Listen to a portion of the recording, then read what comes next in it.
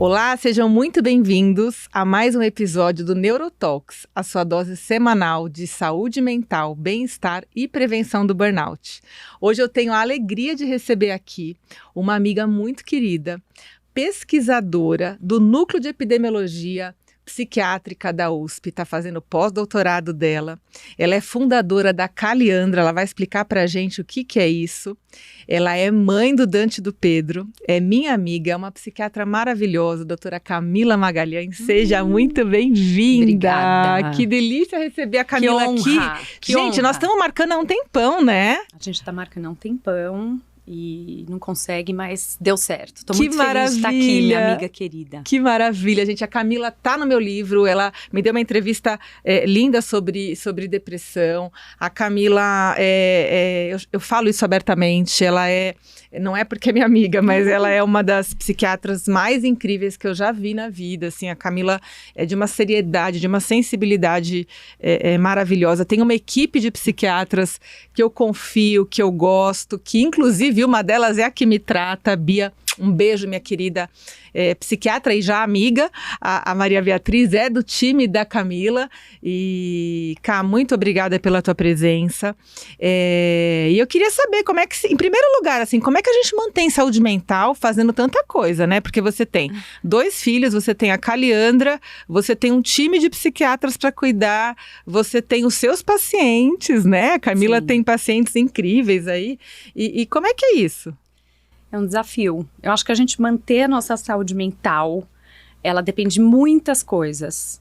E a gente fica tentando equilibrar essas muitas coisas, né? Então, seja alimentação, sono, saúde mental, saúde física, como algo pilar na vida da gente. Mas eu penso que com todas essas atribuições, hoje em dia, eu procuro coisas que me regeneram. E eu acho que as pessoas tem que, cada uma delas, fazer essa viagem para dentro delas e falar assim, como eu mantenho a minha saúde mental dentro da minha realidade? Então, a gente sabe que tem pessoas que têm uma realidade de um trabalho braçal, ou de um trabalho intelectual complicado, ou que elas, né, não são bem recebidas pelo outro por conta da natureza, da profissão dela. A gente tem que compreender que somos únicos. Né? E que esse desafio é para toda a vida. Então, muitas vezes as pessoas têm dificuldade de perceber esse básico, que a gente é imperfeito, que sempre a gente vai estar em busca daquilo que nos falta, mas nunca vamos ter essa completude, e que para manter a saúde mental são várias áreas da vida que você tem que ir conciliando. E fazendo para você, e tendo um cuidado especial, eu acho que cada vez mais eu tenho lutado para a gente pensar na nossa capacidade de cuidar da individualidade, daquilo que não é família, daquilo que não é o par, daquilo que não é profissão, não é só o lazer, quer dizer, e eu? Né? Então essa pergunta ela tem que estar no centro das nossas vontades aí de se manter bem, para que a gente não se perca nesse processo, porque ele vai ser contínuo, mas para a gente não se perder, a gente deve estar sempre nesse processo de questionamento, de indagação, né? Aí tem eu, não sei, assim, para você, o que te regenera, o que me regenera, mas eu acho que como eu faço, né? Tua pergunta inicial fez eu arborizar entre várias questões, mas eu fico, acho que hoje, tentando manter um pouco de cada grande área importante na minha vida e encontrar coisas que são bem alinhadas ao meu desejo. Uhum. Então, esse caminho eu tenho feito com uma certa frequência, né? E sendo psiquiatra, tendo suporte, análise, para eu cuidar de tanta gente, foi bem difícil, eu diria. Assim, meus anos mais difíceis da profissão foram esses últimos anos. Anos muito desafiadores, de cuidar muito dos outros, e tem hora que eu falo, e eu? Então, acho que eu fui muito exposta a esse limite de sanidade, de estar inteira, de não me deixar de lado, de não deixar meu marido de lado, meus filhos de lado, minha família de origem, meu corpo, meu sono, meus desejos. Então, é um desafio, né, muito grande. Acho que é um desafio muito grande. E o dia, ele é limitado para a gente poder fazer ou pensar em tudo isso, mas há caminhos. E a Camila, ela tem realmente esse olhar, esse cuidado e, inclusive, nesse quebra-cabeça todo aí que ela tá falando pra gente, né? Ela cuida dos amigos, das amizades, né? E eu tenho a alegria de ser amiga íntima da Camila há, sei lá, vamos contar aqui? Vamos, 96. Ai, que dor no coração. Desde 96. Uns 25 anos, quanto que dá isso, pelo amor de Deus? Não dá nem a idade da Tawane, Jesus amado. Sim. E a Camila, ela é essa pessoa que quer saber como você tá, que se preocupa, que estende a mão, que no aniversário telefona e não manda uma mensagem escrita de WhatsApp, que faz questão de estar junto, nem que seja poucas vezes no ano, mas faz questão de estar junto de verdade. Vamos passar um fim de semana juntos, vamos passar um dia muito gostoso com a família toda, né? E como é importante cultivar isso, né, Camila? E eu vejo que você faz muito isso com os seus amigos, né? Então eu tenho a alegria de ter esse privilégio. E você faz muito isso com a sua família, né? Não só marido e os meninos, mas também com os seus irmãos, com os seus pais. É muito bonito de ver. Sim. Eu não gosto, às vezes, quando as pessoas falam, você quer ter tudo? Algumas pessoas falam pra mim, não dá pra ter tudo. Mas eu acho que não é isso. Te ouvir até me tocou, assim, pensar nessa questão dos amigos e tudo mais, porque eu fico pensando na vida, assim, no hoje, que a gente tem o agora, e a gente precisa viver esse momento, porque as coisas passam, se deixar, a gente foi constituído numa sociedade que se preocupa muito com o trabalho. Então, se você trabalhar e se você desempenhar, tá tudo bem. Não tá, porque eu lido com pessoas que têm enorme êxito no trabalho, talvez até eu lido com diversos públicos na pesquisa, na clínica, enfim. Mas quando você vê as pessoas que têm tudo, do ponto de vista econômico e tal, mas tem uma grande infelicidade. Foi algo existencial para mim, como médica, também notar que, assim, o que essa pessoa fez da vida dela? Por que ela acha que ela está alinhada, ou deveria estar muito feliz, porque ela teve êxito nessa grande área que, de certa forma, é muito valorizada por todos. E eu acho que a gente tem um papel, assim, com o humano, com a troca, que é a mais rica. Talvez isso me levou à psiquiatria, me levou a querer ser psiquiatra, entrar na faculdade de medicina para ser psiquiatra. Você sabe sempre disso? quis, né? Eu sempre quis muito, porque eu já era psiquiatra com 10 anos, meus amigos, na verdade. Tenho certeza. Acho que eu fazia até um bom trabalho. Mas não tenho dúvida. Eu acho que, assim, são muitos amores, né? E também a gente vive numa sociedade que valoriza o par, que eu acho que é um amor fantástico, que vem de uma construção, de uma parceria, de algo que faz sentido você estar junto. E tem os outros amores, que são... Tem gente que encontra alguém e abandona os amigos. Fala, pronto, agora eu encontrei uma pessoa, né? E eu acho que os amigos... quem tem amigo tem tudo, né? Porque... Tem muita coisa quem tem amigo. Na hora que eu vejo, assim, você falou da nossa turma, a gente tá junto na alegria, porque a gente também tá junto em muitas dificuldades. Nós estivemos, e a gente veio de um momento muito maravilhoso, que na faculdade a gente não tinha celular, e a gente não tinha nada. A internet estava começando, muito, né? pelo contrário, acho que a internet tem ganhos fabulosos, né? Esse é o mundo que a gente vive. Mas foi fantástico para a gente criar vínculo.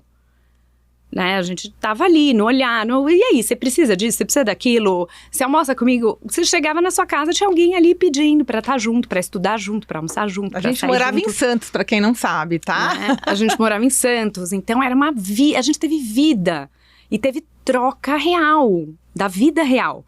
Então, e o amor da amizade, ele precisa desses momentos, ele não precisa do sempre, do encontrar uma forma de estar junto, não, ele precisa dessa atenção, né? Então, eu vou tentando, às vezes é complicado, porque realmente a gente não tem tempo para tudo isso. E eu sou uma pessoa que eu amo a vida e gostaria de ter tempo para tudo que eu amo fazer, só que eu tive que entrar em contato que não vai dar tempo de eu fazer tudo que eu quero nessa vida. Então, eu tenho que ficar atenta para pelo menos não perder o passo de coisas que você só pode fazer agora e que dali a pouco, dali a alguns anos, você já, poxa, deixei passar, né? Deixei passar essa pessoa, tal. Não dá. E mesmo com os amigos, com o parceiro, com os filhos, com os pacientes, com os projetos que faz, você vai ser insuficiente, né? E o que foi muito difícil para mim, porque eu sempre fui muito, assim, eu intensa naquilo que eu faço e da qualidade daquilo que eu entrego, né, e tal. Então, quando alguém quer pegar no meu ponto fraco, algum paciente quer pegar no meu ponto fraco, alguma coisa, você fala assim, poxa, eu esperava que você pudesse ter ligado para mim, até que eu fosse. Aí eu falo, nossa, jura, mas eu tenho tantas pessoas que quando eu tô ali, eu estou inteira naquele momento, ou até, claro, na minha formação de saúde mental, ela passou por muitas mudanças no meu olhar da prática, como eu atuo, como eu lido com o humano. Isso também foi me aperfeiçoando ou tentando, por vezes, me fazer sofrer ou me transformar por conta desse contato humano que é muito intenso na minha especialidade, né? E que exige mais, acho que a primeira coisa que você falou, Camila, o que te regenera? Que foi uma frase que me veio quando eu estava dormindo um dia. Não. E aí eu falei, nossa, que forte, porque regenerar é algo que você perde um pedaço e aí você tenta... Não vai ficar igual, mas você vai tentar ocupar ali uma nova pele, uma nova sensação. E aí eu falei, gente, eu acho que isso tá iminente para mim, né? Então, acho que compreender que a gente é insuficiente é muito bom, mas... tentar estar aqui, né, no agora, né, onde você mora no agora. Então, acho que essa é a minha tentativa de existir assim dentro da minha prática, olhar uma saúde mental que ela requer, sim, você se envolver. Quando eu fazia residência, eu tinha um professor brilhante que fez a gente ler filosofia, tudo que levou à ciência psiquiátrica, e ler os clássicos e tal, e aquilo para mim era muito prazeroso. Tenho muito prazer pelo aprender, pelo saber, tal, uma coisa que sempre foi muito forte para mim. Mas quando eu comecei a atuar, ele falou para mim, ele esperava sair o paciente e dizia, não interpreta, né? Se atém aos sintomas, aos sinais e sintomas. E aí eu me vi assim, tendo que fazer uma prática que ela não era muito intuitiva, mas como eu tinha uma transferência com esse professor de muita admiração, eu falei, não, então eu acho que eu tenho que ser menos assim, né, tomar muito cuidado com esse envolvimento, com essa troca. Essa foi a primeira coisa que eu tive que quebrar ao longo dos anos, assim, dentre muitas outras que eu tive que refazer ou até criar novas formas de ser uma psiquiatra, ou de como eu atuo na prática. Porque não tem como, né, esse lugar clássico do psiquiatra, assim, né, que não vou me envolver, não vou tentar entender da onde surgiu essa lista de sintomas. Eu sou longe de ser a psiquiatra que se preocupa em fazer um diagnóstico, porque, obviamente, a medicina é pautada pelo diagnóstico, muito bem feito, e por um tratamento muito bem feito. Só que o diagnóstico na saúde mental, ele passa por uma série de coisas. Ele passa por um ser humano que teve uma vida, uma família, uma história, percalços, né, de monte. Ele narra a vida dele da maneira que ele enxerga, né? E ali vem sintomas. Foi quando eu vi que mente e corpo são absolutamente indissolúveis. E se alguém chega para mim hoje e fala, eu tô com pânico, eu falo, para mim o mais tranquilo é compreender o diagnóstico. Sim. O mais complexo é compreender aquele humano. E por isso que é trabalhoso, porque você precisa de uma equipe para cuidar de tudo que você está enxergando e que você quer expor essa pessoa a esse olhar complexo e profundo para ela culminar naquele sintoma, né? Aquele sintoma, ele não pode te rotular, né? Sim. Eu sou bipolar, eu sou esquizo, eu sou... eu tenho pânico. Quem é você? Então é uma prática trabalhosa, mas ela é extremamente recompensadora, porque é um vínculo, uma ligação profunda com o humano. E aí que eu fui ter meus insights, assim, nas minhas análises, né? De que, assim, puxa vida, eu não posso abrir mão disso. Eu acho que... Mas isso não pode valer só para quem eu tô numa posição de cuidado, né? Isso tem que valer para as relações da minha vida como um todo. E, inclusive, minha comigo mesma. As suas, né? Exatamente. E eu queria também te perguntar uma coisa, assim, você acha, né, a gente ouve muito, assim, que a saúde mental das pessoas está um caos, que as pessoas estão cada dia mais doentes, né, que o mundo está ansioso, estressado, com burnout e tal, não sei o quê. Você acha, eu vou fazer um paralelo com o Alzheimer, tá? Então, hoje a gente fala assim, hoje tem muito mais Alzheimer, né? Só que a gente sabe que não é isso. Na verdade, hoje a população envelhece muito mais. Então, como a gente vive mais, a gente consegue chegar no momento de ter os sintomas e ter o diagnóstico, até porque as pessoas têm mais acesso ao tratamento, ao diagnóstico, então a gente faz mais diagnóstico de Alzheimer. Sim. Mas existia também, sempre existiu Alzheimer, né?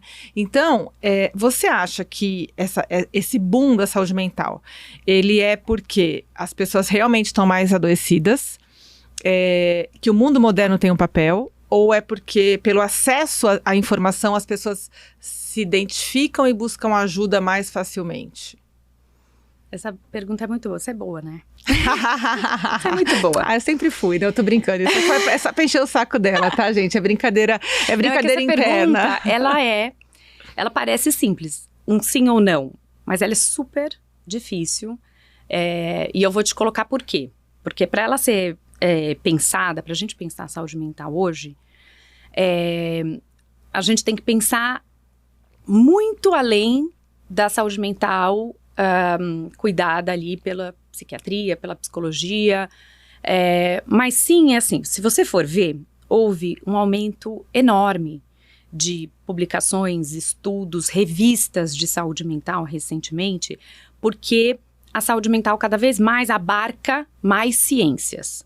Então, a saúde mental, ela abarca uma ciência molecular, uma epigenética, a psiquiatria psicanalítica, novos fenômenos, né, a fenomenologia, a explicação dos fenômenos na cultura, como a psiquiatria cursa com as inflamações, com as outras especialidades. Então, a saúde mental, ela veio ganhando, nos últimos anos, muitas áreas de estudo. E então, ela foi se tornando mais complexa do que ela foi há anos atrás, ou seja, daquelas categorias diagnósticas bem feitas, e aí um tratamento pautado naquela categoria diagnóstica. Então, ela foi ganhando espaço nessas ciências todas, e pensando esse humano, em que sociedade ele vive. Então, a saúde mental do brasileiro é uma, a saúde mental de alguém que esteja em outro país é outra, porque a saúde mental, ela depende da cultura, da onde das relações, do nível socioeconômico ou das desigualdades que aquela sociedade sofre. Tudo isso abala o indivíduo. A gente tem que tomar cuidado para não colocar nele a culpa do adoecimento, porque a gente vive nesse mundo neoliberal, nesse mundo em que o que é pedido do ser humano é desempenho, seja você, né, empresário de si mesmo, coloca no indivíduo responsabilidades, quando na verdade a gente depende sim de relações que foram construídas ao longo dos anos, coletivas, de direitos, de uma série de coisas. Isso tudo abala a saúde mental, a cultura, o meio, a desigualdade, como a pessoa inflama morando num grande centro urbano, que são os estudos que a gente faz no Núcleo de Epidemiologia Psiquiátrica, que é quando a gente faz um estudo na população geral. E aí a gente fala, caramba, eu tô vendo aqui que eu tenho mais prejuízo em pessoas que moram ou que vivem em situações de enorme desigualdade, em mulheres dessa categoria e tal. Foi quando a gente fala assim, não, então eu vou sair dos muros da universidade e eu vou para a comunidade. E aí a gente passa a tentar atuar e não ser mais uma pesquisa, mas ser uma pesquisa-ação. Né? E entender assim, de onde está vindo esse adoecimento? Bom, está vindo, por exemplo, na Covid e Sapopemba, a sociedade, a comunidade mas morre de Covid. Por quê? Porque ali não chegam uma série de ações de saúde. Então a gente vai entendendo o adoecimento dentro de contextos complexos, né? Econômicos, culturais, laborais, dos relacionamentos, da cultura da individualidade, da cultura que eu comento com você, né? Dessas linhas de estudo que estão crescendo, quer dizer, desse mundo interligado, hiperconectado. Para onde vão nossos jovens? Né? Se eles precisam mostrar uma versão melhor de si mesmos, isso traz adoecimento, porque é o que eu falava, a gente viveu o contato. Então, a gente construiu relações reais. Então, não que não possa ser, a gente tem uma enormidade de nativos digitais, hoje é a vida deles e tudo mais, tem os ganhos e tal. Sim, né, o quanto os assuntos são mais da posse de tantas pessoas, mas o quanto a gente sabe que não é uma realidade para todo mundo. Várias coisas que estão acontecendo, né? Você pergunta para jovens, teve uma pesquisa enorme com mais de 40 mil jovens e quase 70% deles dizendo, eu quero ser alguém que faz conteúdos digitais e eu vou ganhar com isso. Só que a gente sabe que a grande maioria só vai ganhar entre 2 e 5 mil reais na sua vida, pelo menos nos cenários atuais. Isso não é para desconstruir esse universo, porque ele faz parte da nossa vida e ele vai tocar todos nós.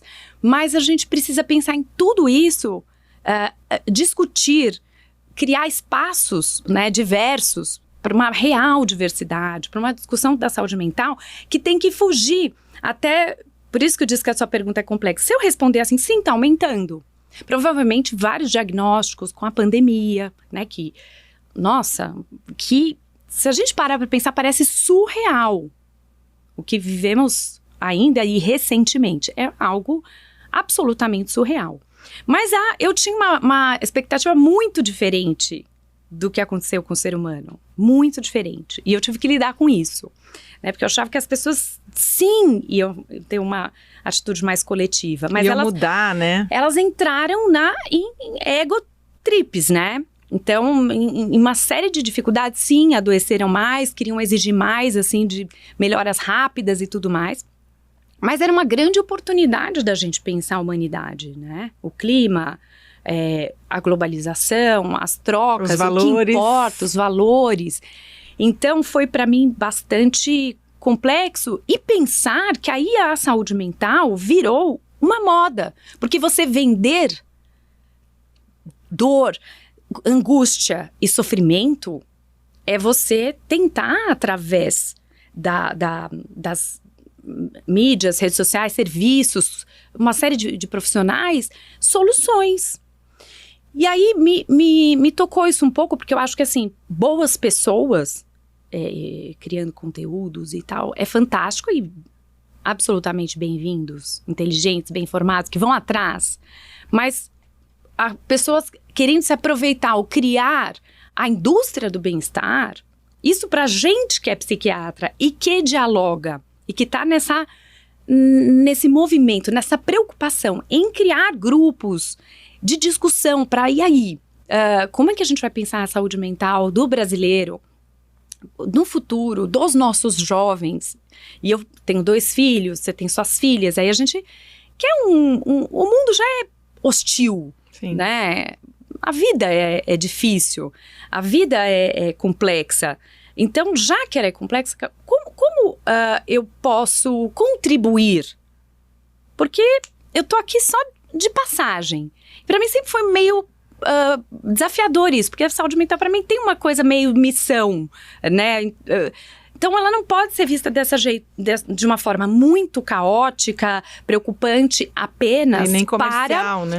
Para a gente criar uma solução. Peraí, tá tranquilo aqui, número 1. Número 2. Então, sim, as pessoas precisam de alguns manejos, orientações, mas sim, as pessoas precisam ir para o profundo. Então, eu acho... por isso que eu falei que a sua pergunta é muito boa, porque é muito difícil alguém, inclusive, pensar assim, e aí, mas é isso mesmo? Por quê ter essa dúvida? Porque parece que é algo absolutamente consagrado. Aumentou. Que assim, o mundo está mais doente. E eu fico assim, preocupada quando isso sai sem uma análise crítica, né? Então, assim, então tá, vamos falar de saúde mental. E porque requer, né, a gente que tem uma equipe grande e tal, a gente vai discutindo nos anos da prática, tudo que você vai vendo, isso aqui pode ser isso aqui pode ser aquilo, vamos tomar cuidado com aquilo. Então, é isso, requer essa preocupação, essa indagação que você está fazendo, né? Para a gente conseguir, então, pensar na saúde mental num contexto complexo. Estamos num momento que o coletivo, né, ou seja, as saídas coletivas para esse sofrimento serão as maiores soluções. Buscar saídas complexas. Então, se eu quero que, por exemplo, amanhã a gente dá um pontapé num projeto que chama Gente Precisa de Gente. Que legal. E é um projeto numa comunidade que vai ser piloto para outros, para a gente pensar o que você pode agregar, né, em um país que tem um sistema de saúde muito bom,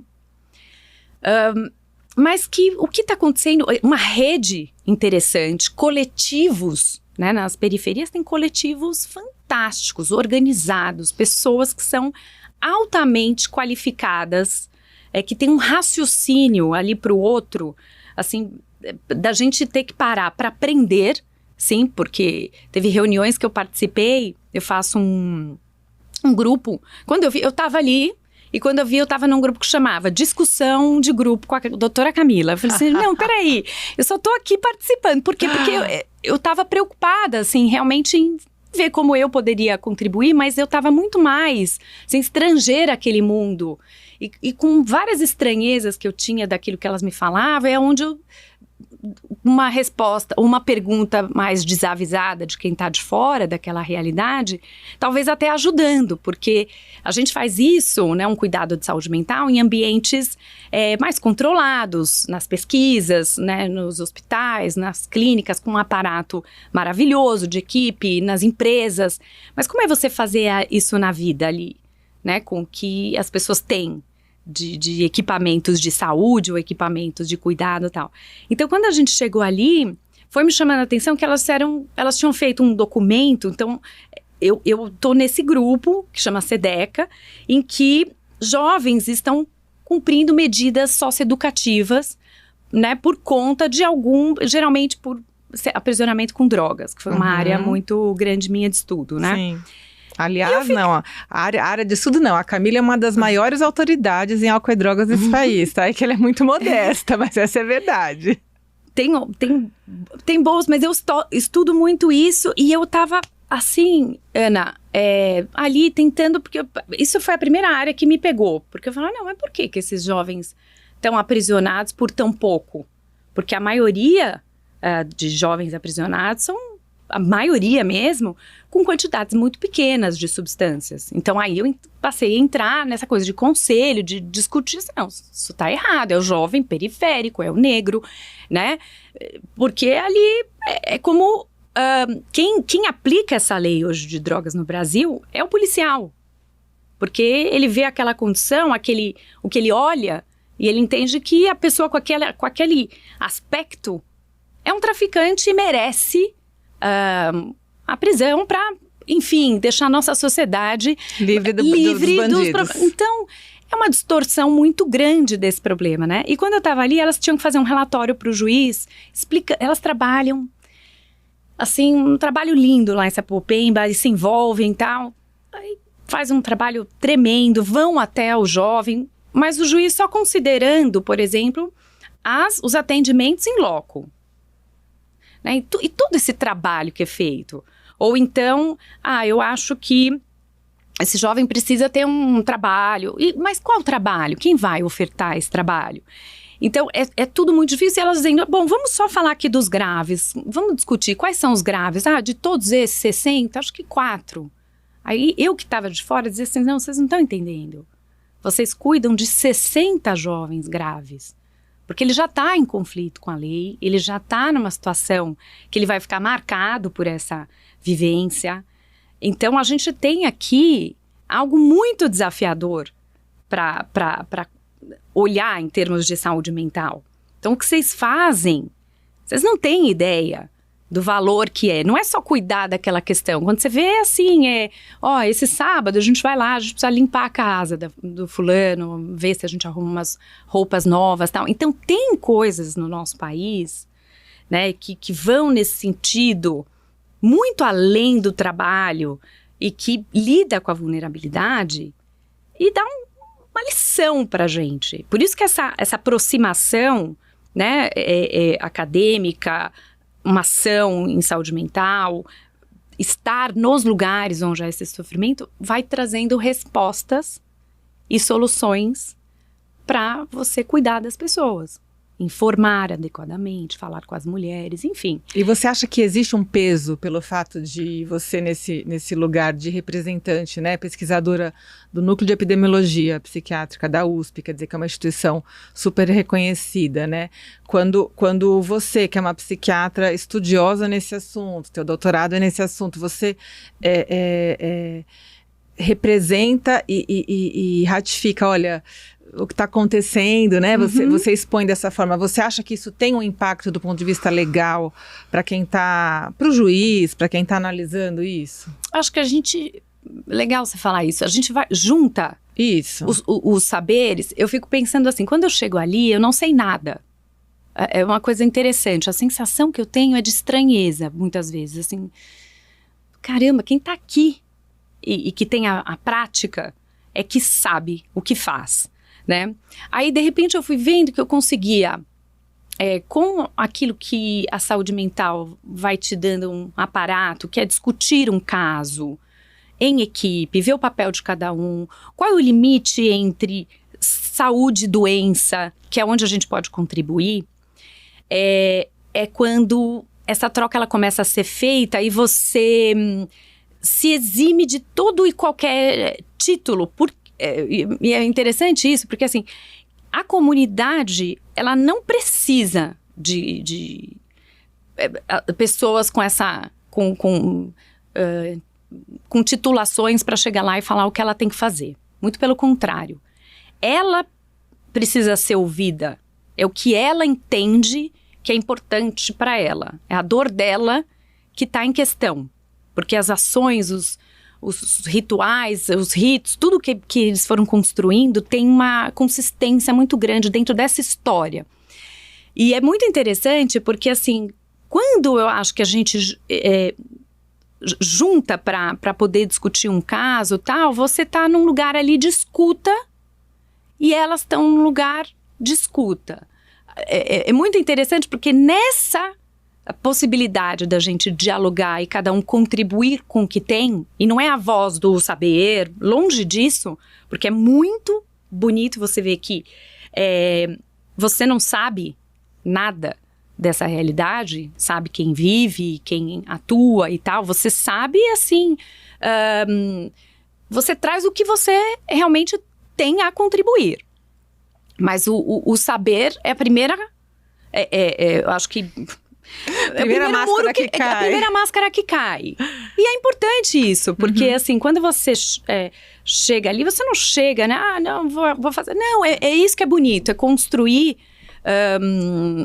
essa parceria com o que as pessoas têm para dar com esse objetivo comum, nesse olhar coletivo, onde todo mundo tem a mesma importância. E é muito bonito isso, porque assim, a gente vem de uma tradição médica. E a tradição médica dentro de um hospital, ela é hierárquica. Total. Né? Quem discute o caso, quem chama a equipe e tal. E eu tento muito discutir em equipe, assim, que a gente é uma equipe interdisciplinar, que a gente está ali, alguém que está ali no dia a dia do paciente, começar a falar e dominar o que está acontecendo. O que você acha, não é o que eu acho. Mas a tradição médica no Brasil e no mundo, ainda ela é muito hierárquica e dona do saber. E ela muda na medida em que, quando você senta com o seu paciente, ele é com você parte da construção, do tratamento, do prognóstico dele.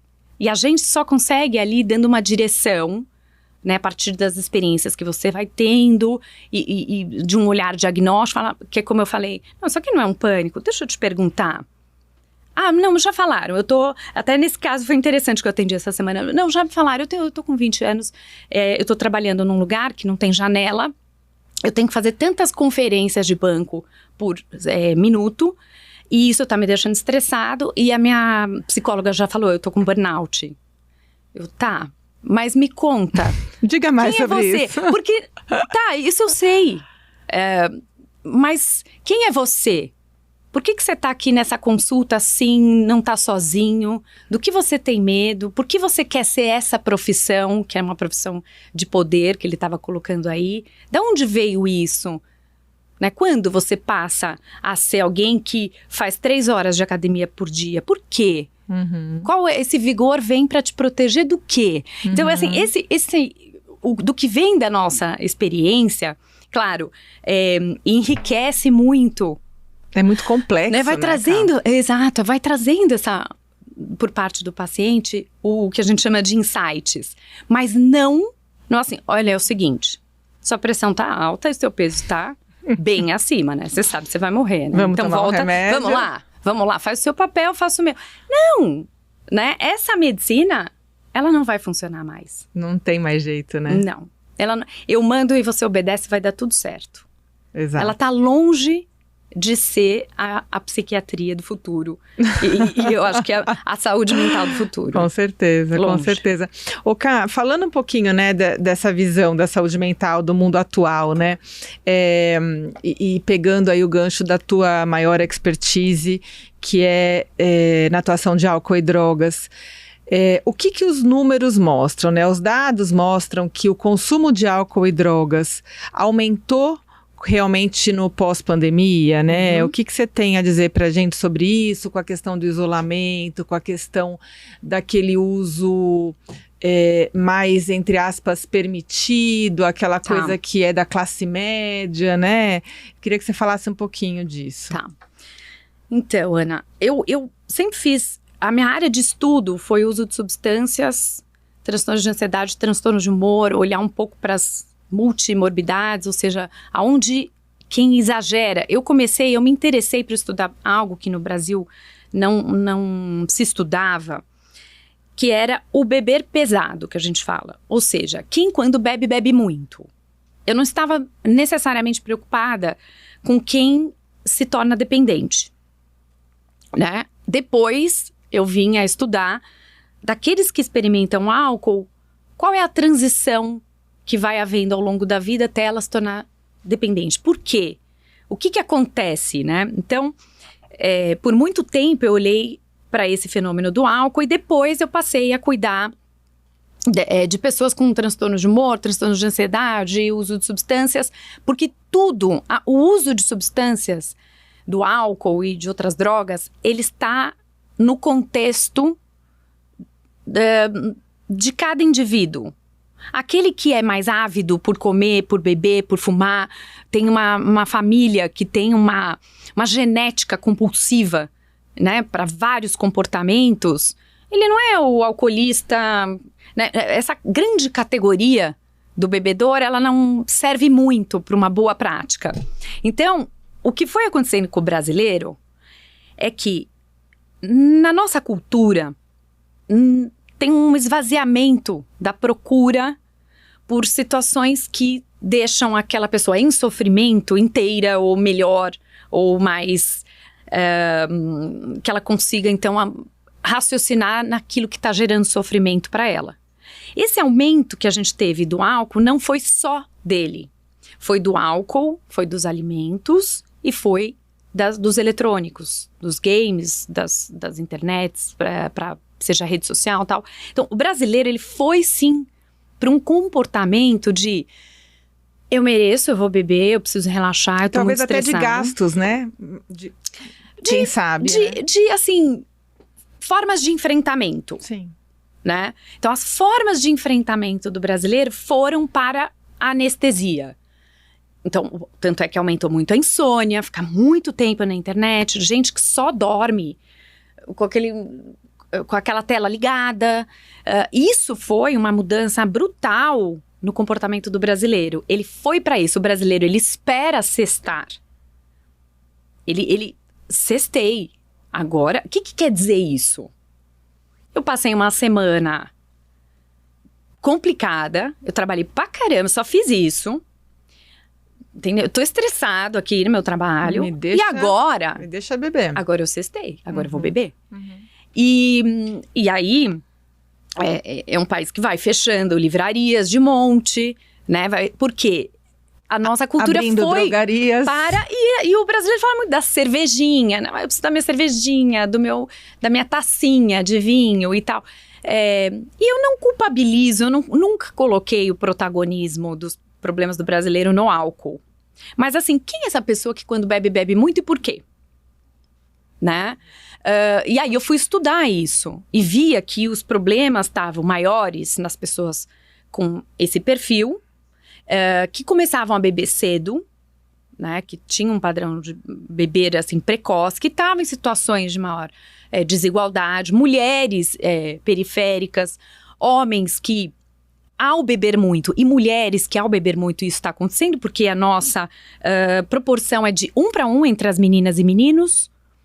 Algo que era absolutamente impensado há anos atrás. O que é beber muito? Só pra gente definir. Beber 5 ou mais doses de bebida alcoólica numa única ocasião. E mulher 4 ou mais. Uma dose de bebida alcoólica é uma taça de vinho de 140 ml. Ou uma lata de cerveja. Ou 35 ml de destilado, que é um dosímetro. Esse é uma dose. Isso é uma dose. Não importa o tipo de bebida. Tá. Quando a pessoa, é que eu misturei, passei mal. Se for 4 ou mais para mulher, é beber demais. É um beber que a gente chama de beber pesado episódico. Tá bom. E a gente fez esse corte, porque esse corte numa curva de Gauss, assim, vai mostrando o seguinte, é aí que mais problemas agudos e crônicos acontecem.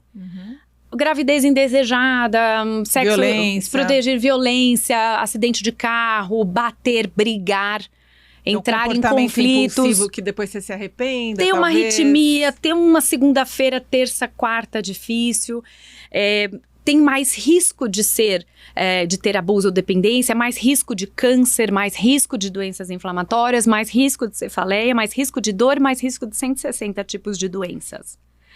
Esse padrão. Tá. Hoje, e uma coisa que até a Laura Andrade, minha orientadora, fala, você e eu falávamos que qualquer dose é problemática. Não é demonizando o álcool, mas hoje a gente sabe que não tem um beber seguro para nenhuma dose.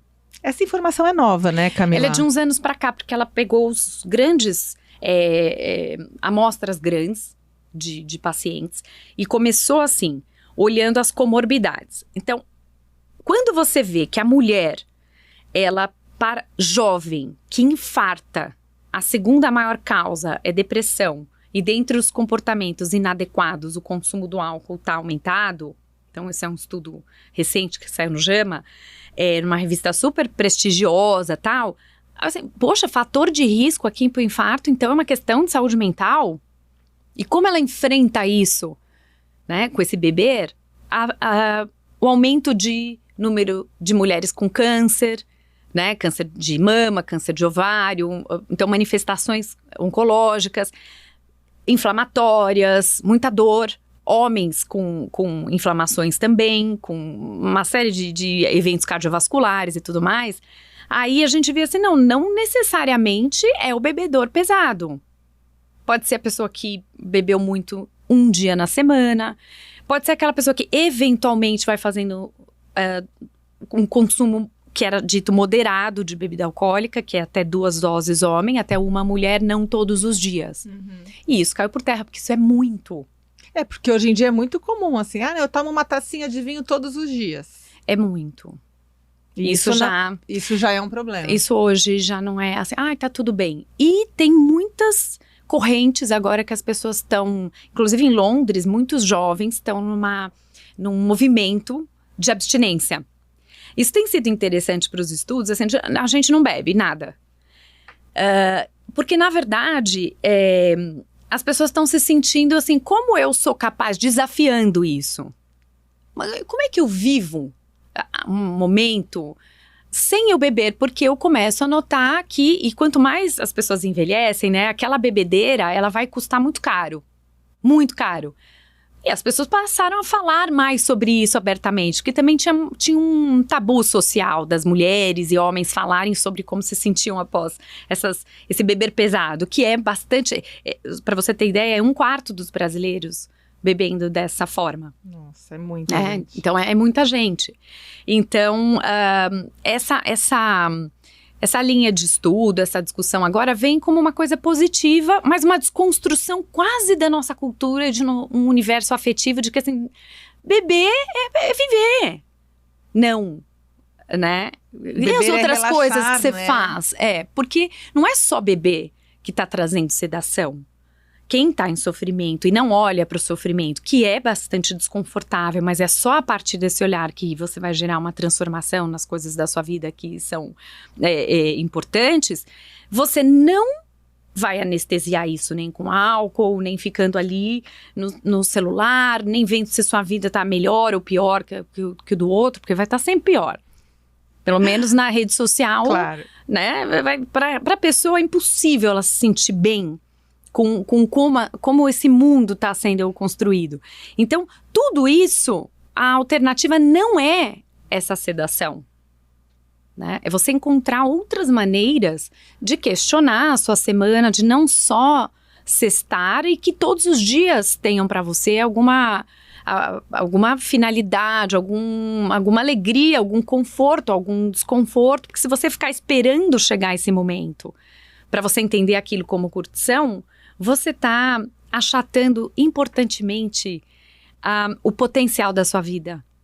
Assim, importantemente. Então, é desconfortável. Muitas pessoas eu dei uma entrevista falando, eu não lembro agora, eu estava dizendo do álcool, do efeito no corpo da mulher, do efeito no corpo, mas assim, o que a mulherada, não fala isso, que absurdo, isso é um direito que a gente conquistou. Não! Eu tô dizendo que sim, todo o consumo do álcool, ele é possível, ele é presente na vida dos adultos, tem de fazer sentido para um paladar, para um momento, faz parte das celebrações, não é a demonização de nenhum comportamento. Inclusive, eu sou bem, assim, antiproibicionista com uma série de coisas. Eu não gosto como a sociedade põe, isso é ruim, você não faça, tá? Muito pelo contrário. O que eu estou dizendo é que não é saída não deve ser esperado para você lidar com a sua vida. Você tem sim que ser crítico a tudo que você usa para te anestesiar. Eu tô com uma questão aqui no meu trabalho, eu tô comprando igual louco, aquilo que eu nem preciso. Sei lá, nem tenho esse dinheiro. Né? É mesmo? Te dá prazer? Não, depois me dá desconforto. Então, você tem que ir na questão. Uhum. Ou seja, não é só o álcool.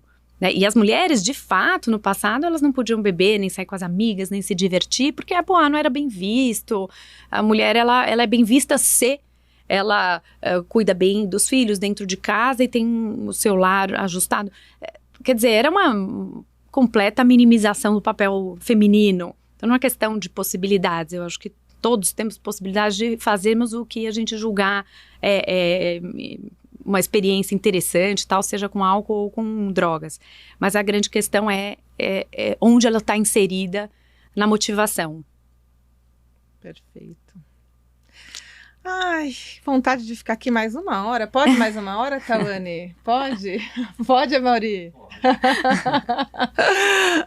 Minha linda, obrigada. Nossa Senhora, que pena que a gente tem que encerrar. Porque foi incrível, nosso podcast foi incrível. Falar com você sempre é maravilhoso. A gente já fez algumas lives, né? Então a gente já teve algumas trocas, assim, nesse sentido. Mas hoje o podcast realmente foi muito especial. A gente estava tentando marcar, esperando esse momento, né? Há muito tempo. Agradeço muito porque eu sei o quanto a tua agenda atualmente está entupida. Eu queria que você falasse um pouquinho da Caliandra pra gente. Tá. A Caliandra veio nesse contexto, assim, da gente perceber que da população brasileira, 1/3 estava em sofrimento mental com sintomas, mas desse 1/3 é grave e só 13% procurava ajuda. Isso veio de uma estatística, né, dos estudos que a gente fez. Aí a gente pensou, e aí? Como é que a saúde mental para aquele indivíduo em sofrimento, ela pode se tornar acessível. E eu e o Arthur conversando, a gente tem muitos anos de método, de equipe, de time, de cuidar de emergência. A gente faz porta de emergência, tem 24 horas por dia, 7 dias por semana, equipe para isso. Já foi da nossa prática, da forma da gente lidar com os casos que a gente cuida. E as pesquisas alimentavam a nossa clínica e fazia com que a gente pegasse aquela pessoa no estado grave, mas quisesse também prevenir. Quer dizer, por que você tem um sofrimento e você precisa chegar nesse ponto? Nisso, quando veio, logo que a pandemia adentrou, a gente estava pensando em fazer 3 clínicas, assim, em áreas mais periféricas. Era esse o objetivo. Vamos fazer tudo que a gente faz, só que em outros lugares, e a gente só dá o contorno para isso. Aí a coisa degringolou, porque a gente foi para casa e logo a gente começou a fazer uma parceria super bonita com a Ambev, que eles já têm um aparato absurdo em termos de saúde mental, mas o que eles gostariam era de cuidar rapidamente das pessoas que estavam em sofrimento antes de que elas conseguissem as vagas que são mais demoradas, muitas vezes, né? Que é natural do sistema de saúde, demorar um pouquinho para você conseguir, às vezes meses, até lá, e aí, como eu faço? Então, tem um aparato, mas precisava azeitar esse caminho. Como é algo que a gente faz, então quando a gente está numa porta de emergência, a gente vai cuidar das pessoas que estão ali, né, com ataque de pânico, estão com insônia, estão com uma tristeza profunda, tá pensando coisas ruins, tem um burnout que está prejudicando todo o manejo que essa pessoa tem da própria vida, da família, enfim, casos que demandavam um acolhimento rápido. Nós nos propusemos a fazer isso naquela fase. E no Sírio também, para os canais que eles têm, inclusive com contratos públicos, né, de fazer referenciamento e contra-referenciamento de casos. Então, logo a gente assumiu e falou, caramba, a gente vai atingir um número grande de pessoas precisando cuidado. A gente coloca nosso método, nossa equipe, e faz toda a coordenação disso. Quando a gente entra para cuidar, e aí o que a gente vê? Que as pessoas precisavam também que a liderança em sofrimento ou não estivesse treinada para abordar ou não abordar, não quero abordar, então o que eu faço?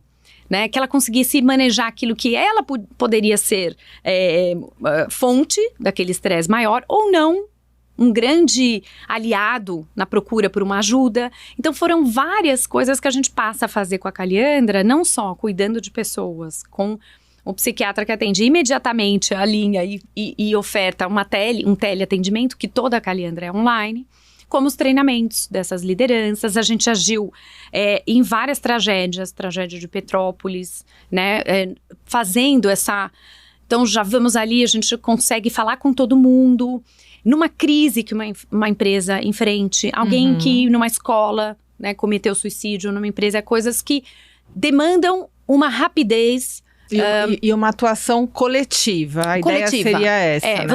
Você olha para o programa que tem ali de saúde mental criticamente e coloca aquilo que é importante para aquela empresa, que obviamente todas têm, mas como elas veem sim, os indicadores de saúde mental aumentar por conta de tudo isso que a gente conversou, e de fato vão estar aumentados por conta daquela complexidade toda, aquilo impactando na empresa, e aqueles mais doentes são aqueles que mais traziam para a empresa, obviamente, não só custos diretos, mas indiretos de diversas naturezas, né? Ali na equipe, a dificuldade que aquela pessoa tinha, e não era o afastamento simplesmente, né? Pelo contrário, a gente afasta bem pouco, mas era manejar isso, cuidar. Então vale muito a pena, tem um valor enorme, tá demorando para as empresas brasileiras entenderem que não é qualquer cuidado, você precisa colocar um bom cuidado. E você precisa conseguir estar trabalhando conjuntamente com o que eles já têm, com o que você está propondo, e a coisa flui, né? E é importante, porque essas pessoas, elas estão aí, na população geral, ou, obviamente, no trabalho, na mesma prevalência. A mesma prevalência, só que foi demandante aprender a lidar com esses casos, instituir ali um atendimento online de qualidade, fazer um treinamento adequado, fazer um rastreio de saúde mental capaz daquelas pessoas que no Brasil comumente falam, eu não tenho nada, isso aí não tem nada. E quando ela se percebe já com sintomas importantes, ela ali tem um clique. Muitos falavam, quando a gente fez avaliações assim super complexas com altas lideranças, e a pessoa falou assim, eu vou te falar uma coisa, se eu não passasse por essa avaliação de saúde mental, eu nunca iria procurar um cuidado. Para mim, eu estava perfeito, eu era o exemplo aqui. O exemplo de pessoa comprometida e tal, e que eu passava por cima do meu mal-estar, para dar o exemplo de suportar, de dar suporte para minha equipe. E então a gente foi vendo e fazendo um trabalho super bonito em empresas que têm essa preocupação de, é isso aí, é aí que a gente tem a expertise de um programa de saúde mental que faça sentido para aquele contexto, considerando todo o aparato que a empresa já tem, mas tendo essa prontidão no cuidado, resolvendo questões mais complexas, dando orientações ou treinamentos para os líderes. Então, a gente está super feliz, porque você sai do âmbito de um cuidado individualizado só no consultório, para que esse time que a gente tem possa cuidar de um número maior de pessoas sem diferença, sem nível ali e de modo sigiloso, que é o que impedia muitas... A empresa tem que confiar que a gente vai fazer esse melhor cuidado. E essa confiança tem vindo e tem surtido ótimos resultados. Porque não adianta você avaliar a sua funcionária e você dar o feedback para ela. Exatamente. Realmente você não está trabalhando bem, que você anda muito ansiosa, né? Então, não, a gente está de fora. Né? A gente pode fazer isso eticamente, com a confiança do paciente e quebrando a barreira primordial do estigma, que é as pessoas pensarem que quem tem problemas de saúde mental não melhoram, dão trabalho, geram afastamento. Desculpa, serão muitas pessoas no teu universo. Quase todos. Muitas. Maravilha. É isso, obrigada, perfeito. Ana. Eu que agradeço. Querida, obrigada. Foi maravilhoso estar aqui com você. Você está no lugar certo, porque você sempre foi uma comunicadora, uma líder, enfim. Você sabe fazer um barulho bom. Ai, então, bons conteúdos vão dar uma importância muito grande para as pessoas que precisam de informação de qualidade. Obrigada, Parabéns. minha amiga. Você tem um papel super importante na minha vida pessoal, na minha vida profissional. Você é uma inspiração para mim, para minha filha, né, a Maria Fernanda, as gêmeas, né? Eu tenho a Gabi e a Mafê. Maria Fernanda é louca na tia Camila, louca. Falou que vai trabalhar com ela e ela fala isso desde os 4 anos de idade. Né? Ela endeusa a Camila, porque ela não é boba, né? Ela vai trabalhar comigo, já Mas tá ela certo. sabe que a Camila é uma deusa maravilhosa. Obrigada pela tua amizade, por você existir na minha vida, por ser minha irmã. Obrigada. E um grande exemplo para mim. Obrigada, espero que vocês tenham gostado. Vou pedir para vocês, então, curtirem, compartilharem, marcar todo mundo que não pode perder esse podcast. Sigam a Camila. Qual que é teu Instagram, Camila? Doutora.Camila Magalhães. Maravilhoso, lá você tem muito conteúdo. E eu espero você no próximo episódio. Obrigada.